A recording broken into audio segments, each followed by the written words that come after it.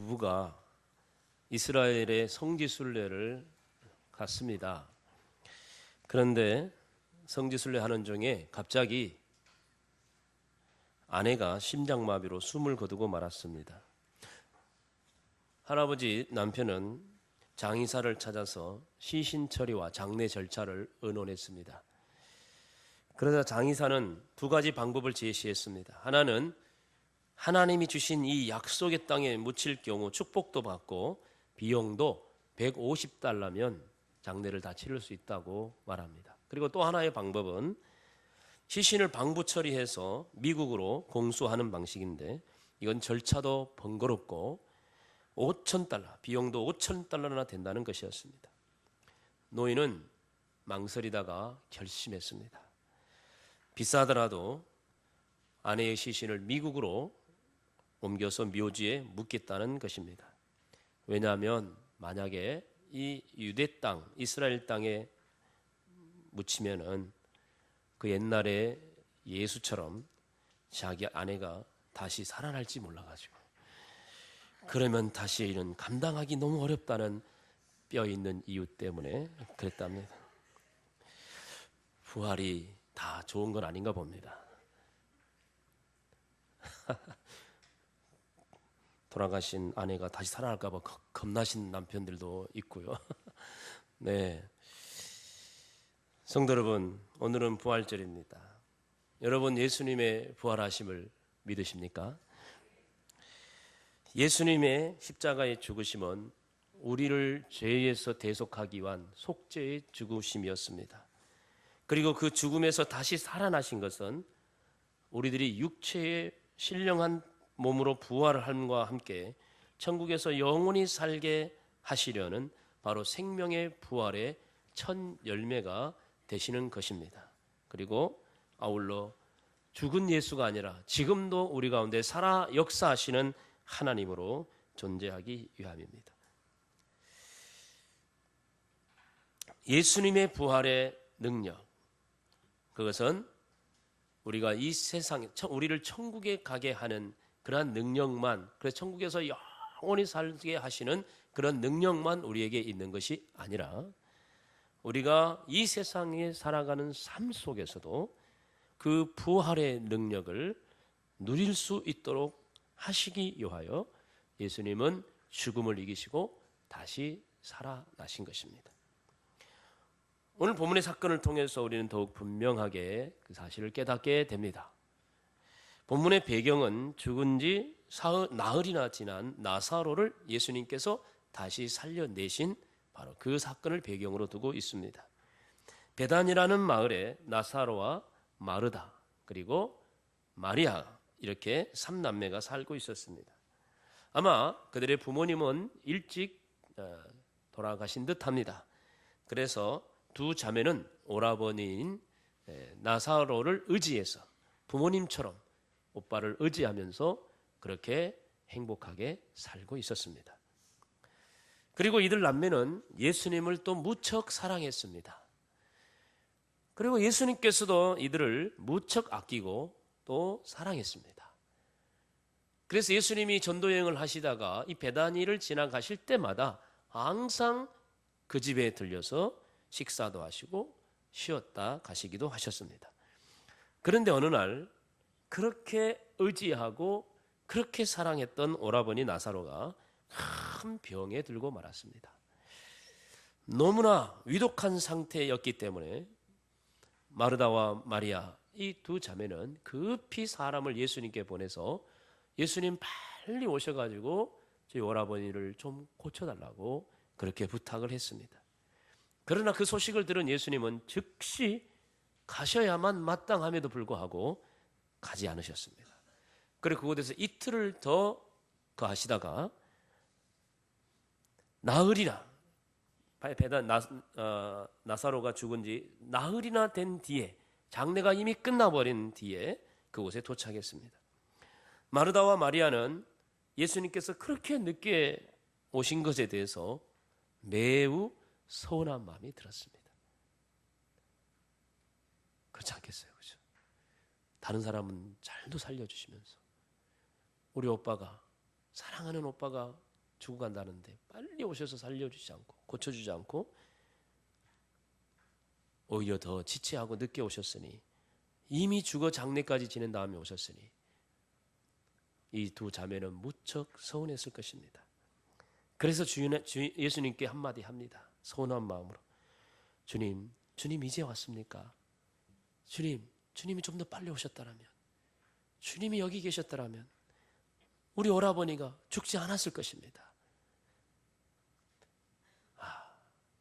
주님이 빨리 하셨다면 우리 오빠가 죽지 않았을 텐데 왜 이제 왔냐 그 말이에요. 왜 이제 왔냐고. 그러자 예수님께서는 걱정하지 말아라. 걱정하지 말아라. 네 오라버니가 다시 살아날 것이다. 주님 그렇게 말씀하죠. 그러니까 마르다가 이 얼토당토 하는 말이잖아요. 장례까지 다 치렀는데 다시 살아난다 하니까. 그래서 하는 말이 네 맞습니다. 저희 오라버니는 마지막 날 부활 때, 마지막 때 예수님이 재림하실 때 마지막 부활의 때에 그때나 다시 살아날 줄 제가 압니다 라고 말했어요.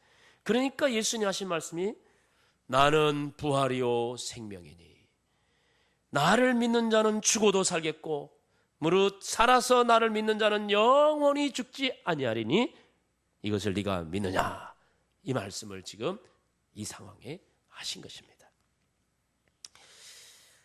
이 말씀은 예수님이 곧 부활이요 생명이 되신다는 말입니다. 나는 선한 목자다.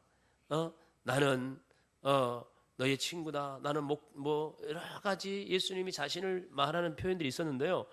여기서는 나는 부활이요 생명이다. 이렇게 예수님 자신을 말합니다. 예수님은 죽은 자를 부활하게 하시는 분이에요.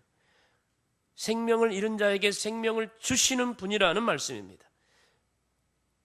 죽은 자도 다시 살리는 분이고 생명을 부여해 주시는 생명의 주관자 되신다는 말씀입니다.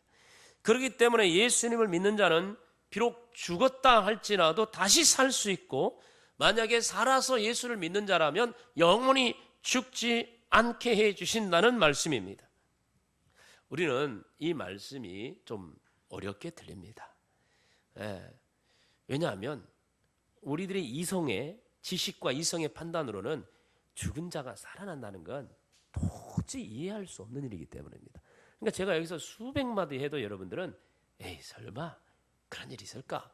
그렇게 딱 마음을 닫고 듣기 때문에 전혀 이 말을 해도 아멘이 안 나오는 겁니다.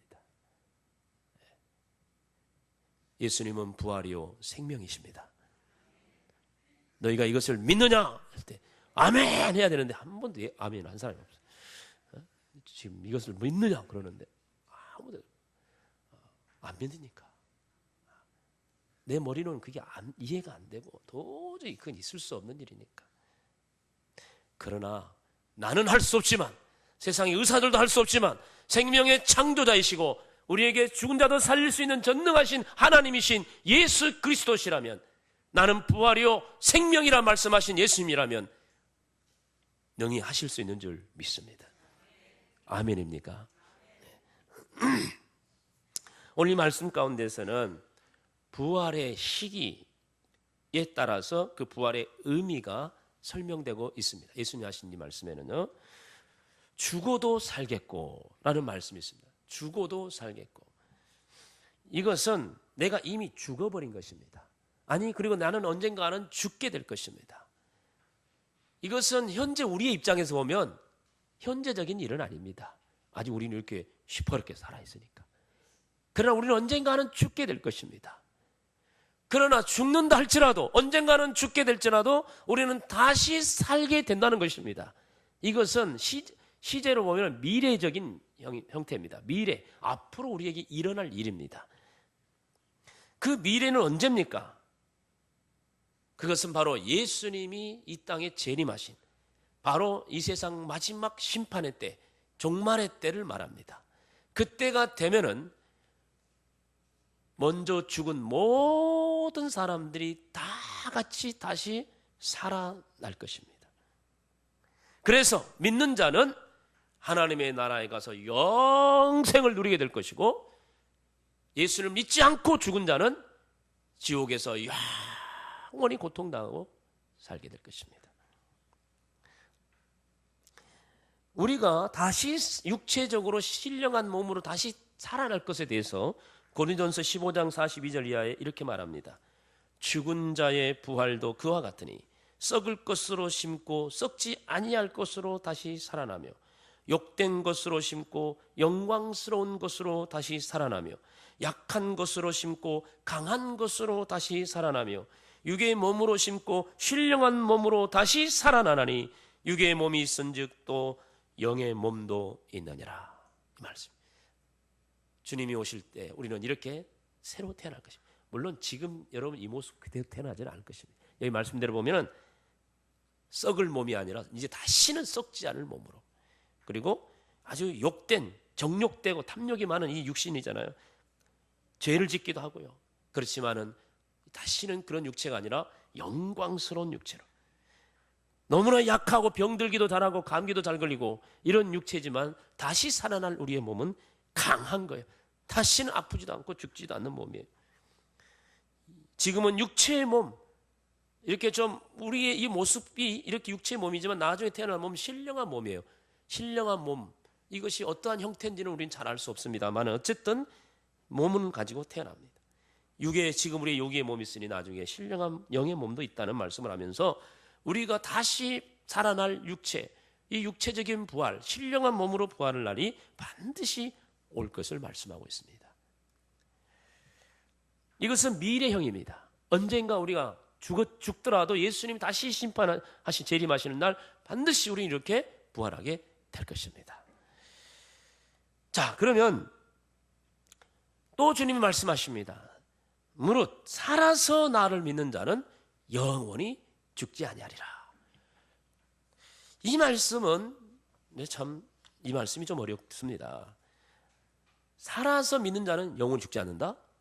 여러분 지금 살아서 예수 믿었죠? 그럼 영원히 죽지 않는다? 불로장생, 영원히 죽지 않답니다. 야, 이건 정말 대단하다 이거. 어? 그래서 영생교 같은 이단이 생겨나가지고 안 죽는다고 막 그러잖아요. 근데 그 교주는 벌써 죽어버렸습니다만은 어쨌든 이런 거 가지고 현혹하는 교리, 이단들이 많이 생기기도 합니다. 그런데 이 말의 뜻은 그런 의미가 아니에요. 우리가 죽지 않는다는 말은 아닙니다. 육체적인 죽음이 찾아오지 않는다는 말은 아니에요. 살아서 나를 믿는 자는 영원히 죽지 않는다는 말은 영원히 살아계신 하나님과 함께 살아간다는 거예요. 이 세상에서뿐만 아니라 다음 세상에서도 영원히. 다시 말해서 이것은 현재, 지금, 이 순간 우리는 주님, 살아계신 주님과 함께 살아가면서 살아계신 주님으로 인하여 우리가 지금 현재 우리의 삶을 통해서 부활을 경험하며 살게 되는 거예요. 지금 우리의 삶 속에서 부활을 경험할 수 있다는 거예요.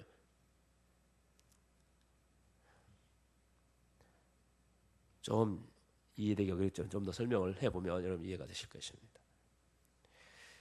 우리가 이 세상 살아있는 동안에 우리는 부활을 경험하게 된다는 말씀인데, 자, 우리를 살리는 부활의 주체는 내가 아닙니다. 예수 그리스도이십니다. 예수님이 우리를 살리실 것입니다. 그래서 예수님은 내가 곧 부활이요 생명이라 말씀하셨습니다. 그러므로 부활의 주님, 생명의 주님을 모시고 살아가는 사람들은 언제든지 그 예수님을 통해서 우리 삶 속에서 부활을 경험하게 될 수 있다는 것입니다. 이것은 바로 영적인 부활을 의미하는 것이요, 또 이것은 우리의 삶 속에서, 일상적인 우리의 삶 속에서 일어나는 부활을 의미하는 말씀입니다. 죽은 영이 다시 살아나는 것입니다. 죽은 것 같은 우리의 삶이 다시 생명을 얻고 다시 살아난다는 말씀인 것입니다. 마르다와 마리아 자매는 지금 살아 있습니다. 그러나 그렇게 의지했던 오라버니가 죽음으로 인해서 그들은 엄청난 고통과 슬픔과 절망 속에 있습니다. 주님은 지금 그들을 찾아오셨습니다. 그리고 그들에게 내가 너희의 이 죽음과 같은 삶의 이 고통에서, 이 절망 속에서, 슬픔 속에서 몸부림치고 있는 너희의 이 죽음의 고통과 같은 이 삶 속에서 내가 너희를 살려주겠다. 너희에게 생명을 주겠다고 지금 이 말씀을 하고 있습니다. 처음에 마르다는 이 말을 이해하지 못해서 오라버니가 마지막 때나 다시 살 것이라고 믿는다고 말합니다. 나중에나 살아날 건데 지금 나는 없어. 오라버니가 그렇게 부모님처럼 의지했던 오라버니가 없어. 나는 지금 슬퍼 괴로워 죽겠어요. 오라버니는 살긴 살겠지만 그건 지금이 아니고 나중이니까 지금 현재 내 삶에는 아무런 영향을 미치지 못해. 지금 이 슬픔을 거둘 수가 없어. 그런데 예수님께서는 이 마리아의 이 말을 탁 자르면서 하시는 말씀이 아니다. 마지막 때가 아니고 지금 내가 살려주겠다고 말씀하시는 거예요. 지금, 바로 지금, 현재 너의 지금의 이 고통, 네 오라버니가 죽음으로 인하여 네가 너무 고통스럽고 네가 너무 슬퍼하며 네가 지금 너무 절망 속에 있다. 나중에 살아나겠지만 그러나 지금 내가 네 오라버니를 살려줌으로 너의 이 죽음과 같은 현재적인 삶에서, 이 고통스러운 삶에서 내가 너를 살려주겠다. 너의 이 삶이 다시 회복되도록 해주겠다. 그 말씀을 하고 계십니다. 그래서 이 마르다 가정에 오라버니가 다시 살아남으로 그 가정에 생명을 주시겠다는 것이고, 그래서 슬픔이 사라지고 기쁨이 찾아오고 고통이 떠나고 감격을 누리게 하시겠다는 것입니다. 예수님은 지금 우리 가운데 부활하여 살아 계시는 분임을 우리는 믿습니다. 그리고 죽음과 같은 절망과 고통과 슬픔 속에 있는 우리 성도들의 삶 속에 지금도 살아 계십니다. 그 주님은 지금도 우리 가운데 부활하시고 지금도 우리에게 생명을 우리에게 계속해서 주고 계십니다. 우리의 삶 속에 부활의 기쁨과 감격을 날마다 누리게 하시는 분이 바로 부활하신 예수 그리스도의 능력인 것입니다. 이건 먼 미래에 있을 부활만을 의미하는 것이 아니라 지금 현재 바로 지금 내 삶 가운데서 일어나는 일입니다. 예수님은 바로 그것을 우리에게 약속하십니다. 성도 여러분, 여러분의 삶의 현실은 지금 어떻습니까? 여러분에게는 어떤 근심이 있고 어떤 고통이 있습니까? 어떤 힘든 일이 있습니까? 여러분의 가정에 어둠의 그늘이 덮여 있습니까?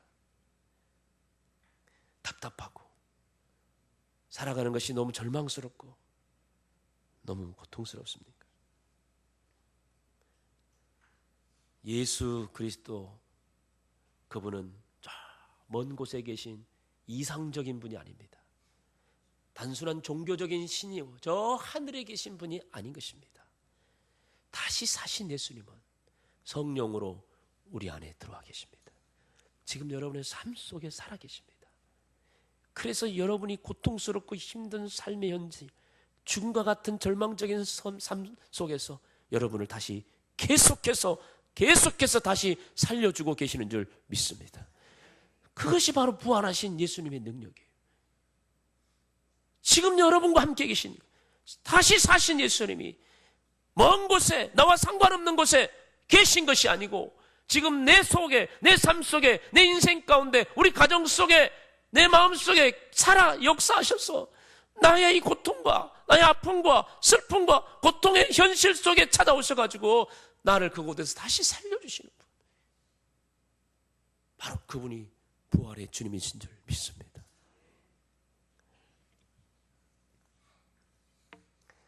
미국에서 스탠포드 대학은 우리나라 스카이 대학처럼 아주 명문 대학입니다. 그런데 그 스탠포드 대학을 설립한 사람이 바로 이 스탠포드라는 사람입니다. 스탠포드가 이 스탠포드 대학을 설립하게 된 동기가 있었습니다. 그는 아주 부자였습니다. 캘리포니아 출신의 상원 의원이기도 했습니다. 그런데 갑자기 그의 외아들이 죽고 말았습니다. 잘생기고 아주 수재였던 아들이었습니다. 아주 장래가 촉망된 아들이었습니다. 하나뿐인 아들이었기 때문에 이 스탠포드는 그 아들에게 모든 걸 걸었어요. 모든 걸 의지했어요. 믿었습니다. 근데 그 아들이 어느 날 갑자기 이 세상을 떠나버린 것입니다. 이 아버지는 얼마나 슬펐는지, 얼마나 고통스러웠는지, 얼마나 절망스러웠는지, 마치 자신이 인생이 다 끝나버린 것처럼 그렇게 절망적인 아픔을 겪고 있었습니다. 장례식이 진행되고 있었지만 도저히 장례식 속에 있을 수가 없었어요. 너무 힘들었어요. 밤이 되었지만 잠을 잘 수가 없었어요. 계속 잤다 깼다 이렇게 설치고 있는데 잠깐 잠을 자는 사이에, 잠이 든 사이에 꿈속에 아들이 아주 생생한 모습으로 꿈속에 나타납니다. 그리고 그 아들이 이렇게 말합니다. 아버지, 저는 부활하신 예수님 곁에 있습니다. 저는 지금 부활하신 예수님과 함께 살아 있습니다. 그러니 이제부터는 저 대신 어려운 청년들을 좀 도와주세요. 청년들을 좀 도와주세요. 그들이 내 나인 것처럼 나라고 생각하시고 그들을 좀 도와달라고, 이런 아들의 목소리가 꿈속에 자기를 깨웠어요. 정신이 번쩍 들어서 일어났어요. 그때부터 이 스탠포드 인생관이 확 바뀌게 됐어요.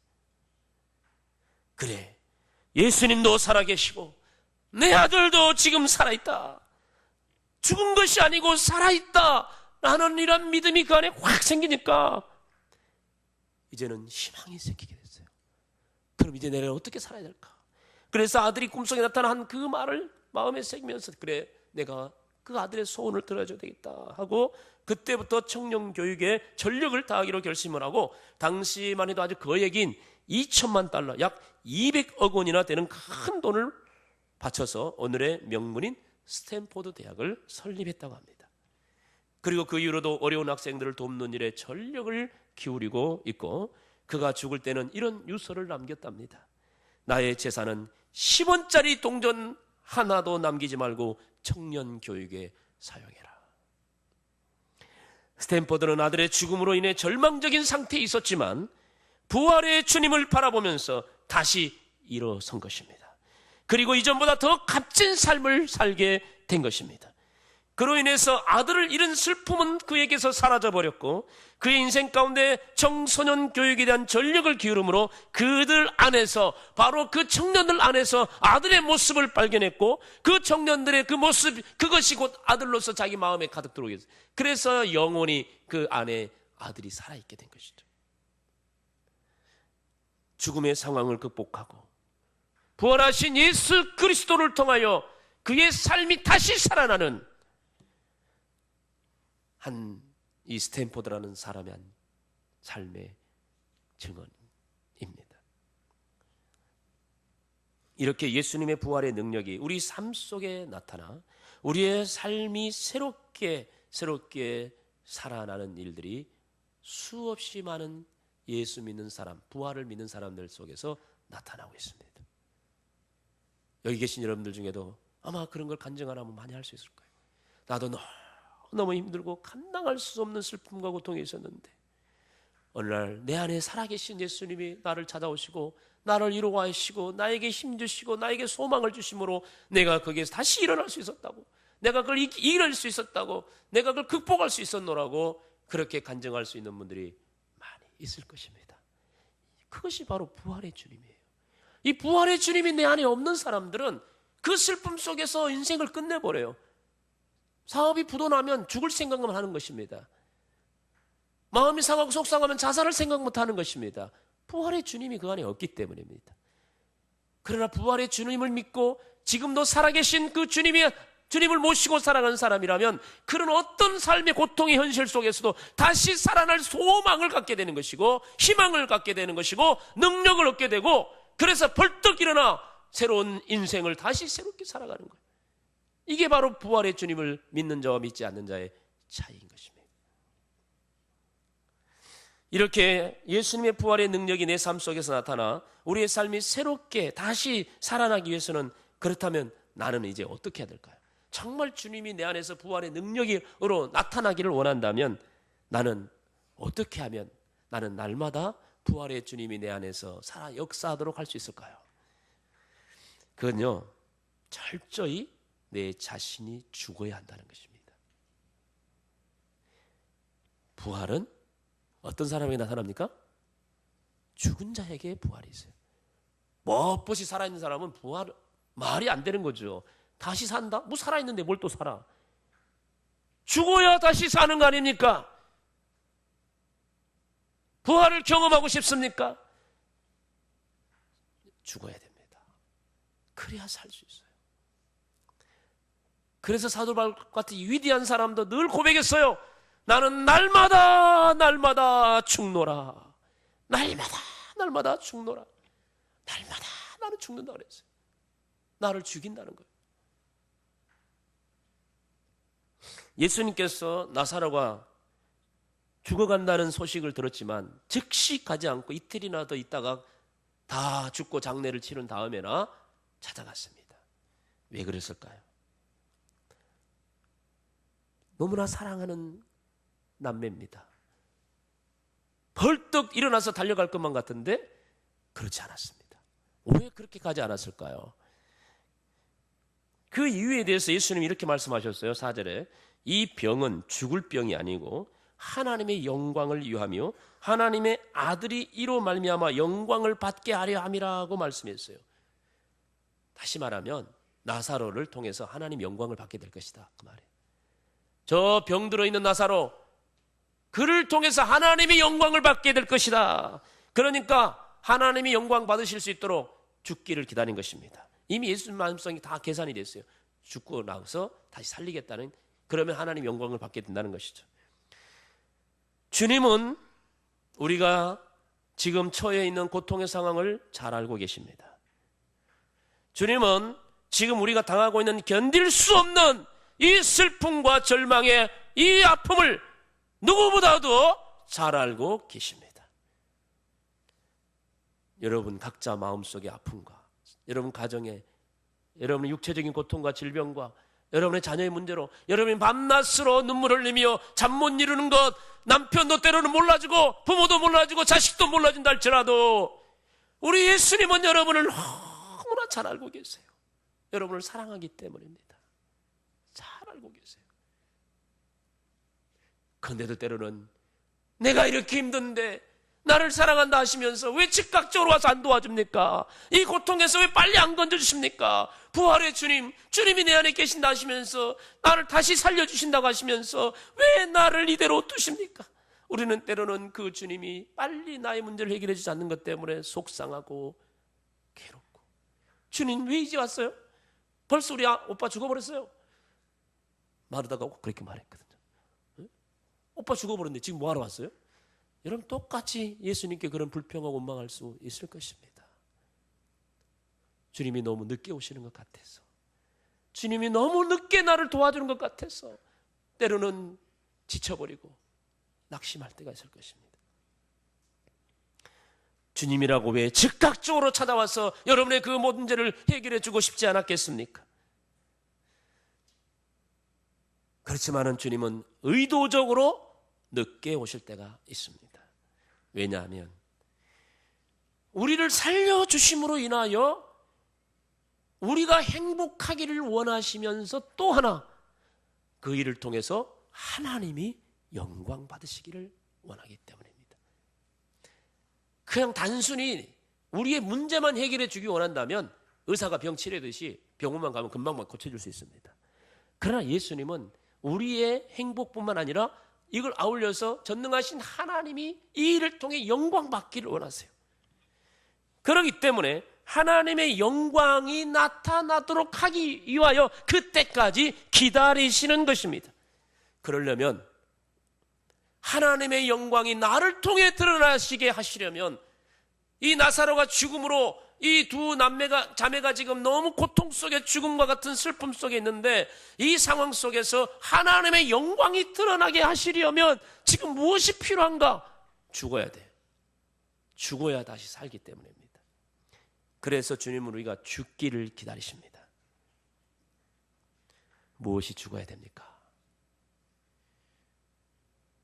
부활의 주님이 내 안에서 능력으로 나타나기를 원하면서도 내 안에 살아계신 주님이 나를 도와주시고 나를 회복해 주시고 고쳐주시고 살려주기를 바라면서도 여전히 우리 안에 죽지 않고 있는 것들이 있어요.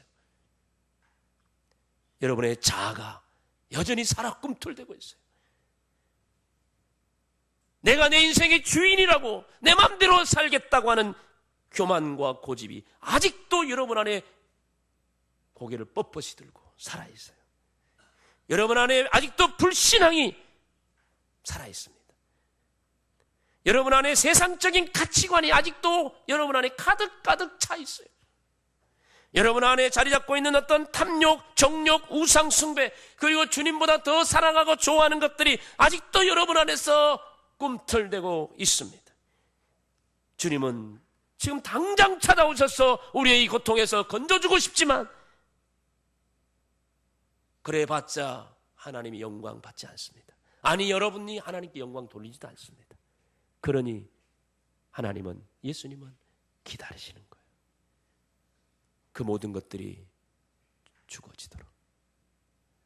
여러분의 자아가 죽고, 여러분 안에 고집이 죽고, 교만이 죽고, 세상적인 가치관이 죽어지고, 여러분 안에 탐욕이 죽어지고, 하나님께 대한 불신앙이 죽고, 불순종이 죽고, 오직 주님밖에 없습니다. 주님만이 나의 전부라고 여러분이 진정으로 예수 그리스도를 높이고 하나님을 인정하고 나아갈 때, 그 믿음으로 나아갈 때 주님은 찾아오셔서 고쳐주시고 회복해 주심으로 여러분이 전적으로 하나님께 영광을 돌리기를 원하시는 것입니다. 이것이 주님이 지체하시고 있는 이유입니다. 여러분 안에 죽어야 할 것들이 있습니까? 그것 죽지 않으면 부활의 주님 그 능력을 경험할 수 없습니다.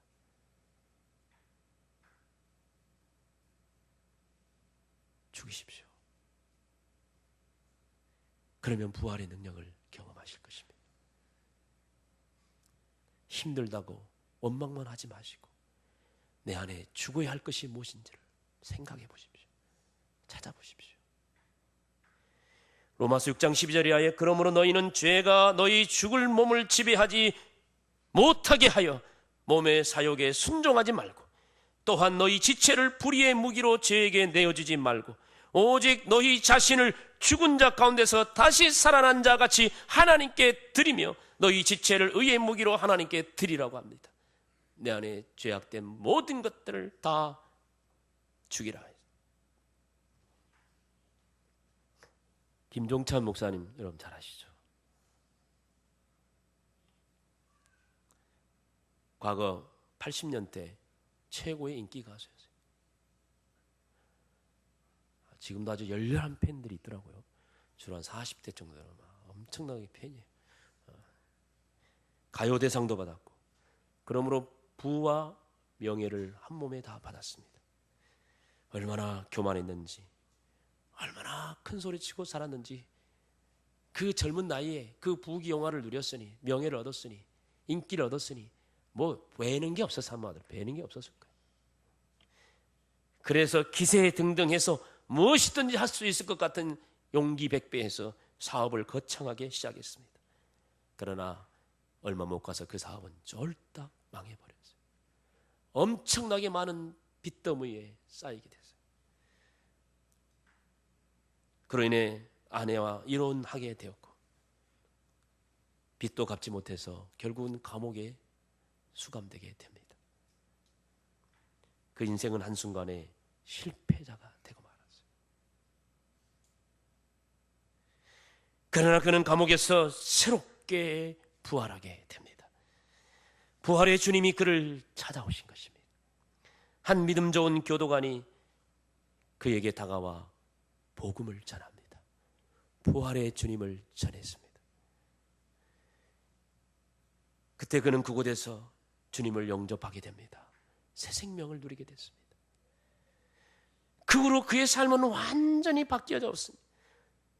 낙심과 절망과 내가 왜 그랬을까? 나 인생은 왜 이렇게 됐나? 늘 저주하고 슬퍼하며 낙심하여 있던 그 감옥 생활이 하루아침에 예수님, 살아계신 예수님을 만난 이후로 완전히 바뀌게 됐어요.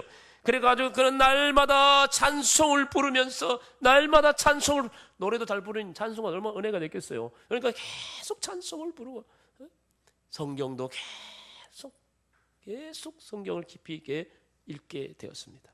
그러면서 더 깊이 주님을 만나게 되고 경험하게 되었습니다.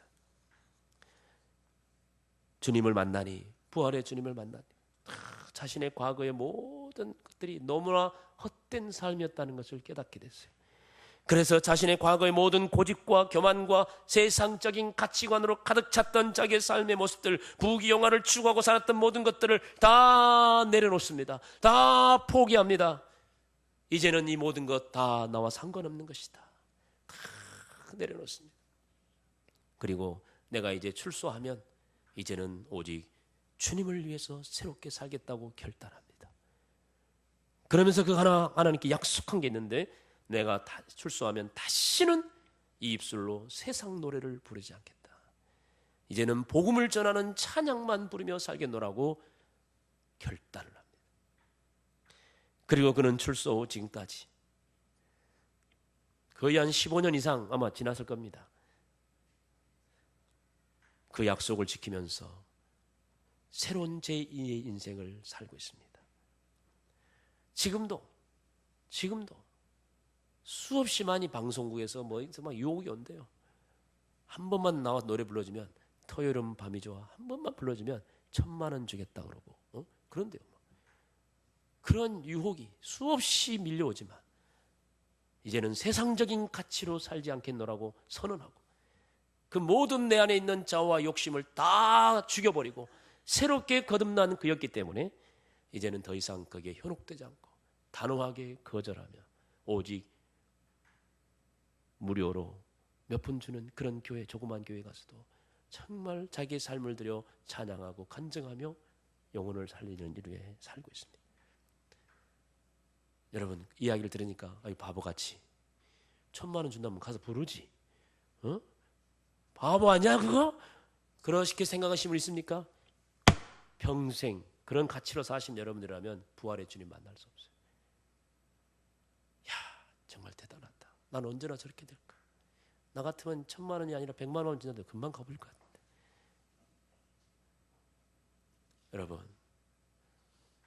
여러분 안에 이런 세상적인 가치를 죽이고 버리셔야 됩니다. 그래야 주님, 살아계신 주님이 여러분 안에 들어와셔서 여러분의 죽어가는 삶을 살릴 수 있고, 여러분의 고통스러운 삶, 슬픔의 삶 속에서 여러분을 살려주실 것입니다. 부활의 주님 앞에 여러분의 부정적이고 불신앙적인 원망과 불평과 미움의 마음들을 철저하게 죽이십시오. 그러면 부활의 능력이 여러분에게 임할 것입니다. 부활의 주님께서 지금 저와 여러분에게 말씀하고 계십니다. 내가 너를 살릴 것이다. 내가 너의 가정을 살릴 것이다. 내가 너의 사업을 살릴 것이다. 내가 너의 육신을 살릴 것이다. 내가 너의 인생을 살릴 것이다. 내가 살릴 것을 네가 믿느냐? 네가 믿느냐? 네가 믿느냐? 네가 이것을 믿느냐? 여러분 믿습니까? 믿습니까? 주님의 이 질문 앞에 네, 제가 믿습니다. 그러면서 여러분의 마음에 주님과 관계에서 쌓여있는 모든 담을 다 무너뜨려야 됩니다. 주님의 질문 앞에 여러분 안에 아직도 웅크리고 앉아있는 모든 불신앙과 불순종과 교만과 우상과 세상적인 가치관을 다 죽여버려야 할 것입니다. 그리고 네, 제가 믿습니다. 제발 저를 살려주십시오 라고 나아간다면 부활이시오 생명 되신 예수님께서 여러분의 그 삶 속에서, 고통스러운 삶에서 건져 주실 것입니다. 그분이 죽은 신이 아니라 살아계신 하나님이시기 때문입니다. 우리는 죽은 자 가운데서 예수를 찾지 마시고 살아나신 예수를 찾고 그분 안에서 진정한 삶의 회복을 누리며 기쁨을 누리며 하나님의 은혜를 누리며 생명을 누리며 살아가는 사랑하는 성도 여러분 되시기를 주의 이름으로 축원합니다. 시간을 함께 기도하십시다. 이 말씀을 기억하면서 주님, 내 인생이 왜 이렇게 꼬이고 내 인생이 이렇게 힘듭니까? 예수 믿는다 하면서도, 부활하신 예수님 믿는다 하면서도 여전히 내 삶은 죽음과 같은 고통 속에 있습니다. 어찌된 일입니까? 주님, 이 시간 주님은 기다리십니다.